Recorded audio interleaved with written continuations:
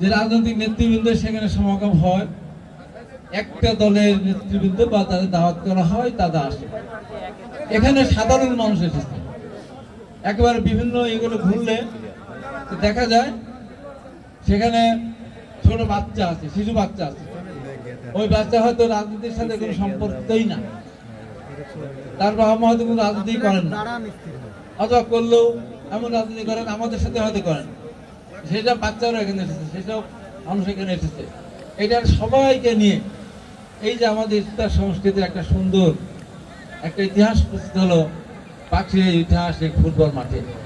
আমি মনে করি মহান আল্লাহ পাক এমনি ভাবে আজকে ইফতারে যেমন সর্বশ্রেণীর মানুষকে এখানে একত্রিত হওয়ার তৌফিক দান করেছেন বিএনপি এবং অঙ্গ সংগঠনের মধ্য দিয়ে, ঠিক বাংলাদেশের আগামী দিনে রাষ্ট্রীয় ক্ষমতায় এই দেশকে সুন্দরভাবে পরিচালনা করার জন্য দেশের মানুষ, দেশনেত্রী বেগম খালেদা জিয়া এবং আমাদের দলের ভারপ্রাপ্ত চেয়ারম্যান জনাব তারেক রহমানের উপরে যদি দায়িত্ব দেয় মানুষ দেন, তাহলে বাংলাদেশকে সামনের দিকে সবাইকে নিয়ে এগিয়ে নিয়ে যেতে পারবেন না বিশ্বাস করি।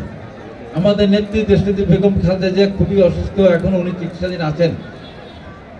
ওনার লিভারের সমস্যা, এই বয়সে লিভার ট্রান্সপ্লান্ট করার কোনো সুযোগ নেই।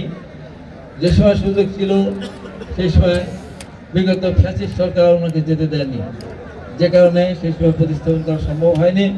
এখন আল্লাহ পাকের কাছে আমরা দোয়া করব, আল্লাহ পাক তার কুদরতি ক্ষমতা দিয়ে যেমন ভাবে বারবার ওনাকে রক্ষা করেছেন।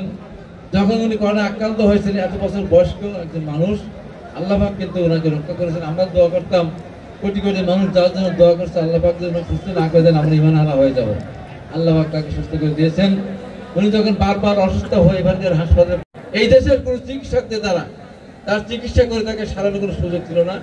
মহান আল্লাহ পাক তার কুদরতি ক্ষমতা দিয়ে এই দেশের ডাক্তারদের হাত দেই ওনাকে এই পর্যন্ত টিকে রেখেছিলেন। পরবর্তী সময় উনি বিদেশ যেতে পেরেছেন। মাঝখানে বিদেশে বিশেষজ্ঞ ডাক্তার এসে ছোট্ট একটা অপারেশন করেছিলেন। তাই বলি আল্লাহ পাক ইচ্ছা করে সবকিছু পারেন। আগামী দিনে আমরা মনে করি আল্লাহ পাক ওনাকে পরিপূর্ণ সুস্থ করে আমাদের মাঝে এনে দেবেন।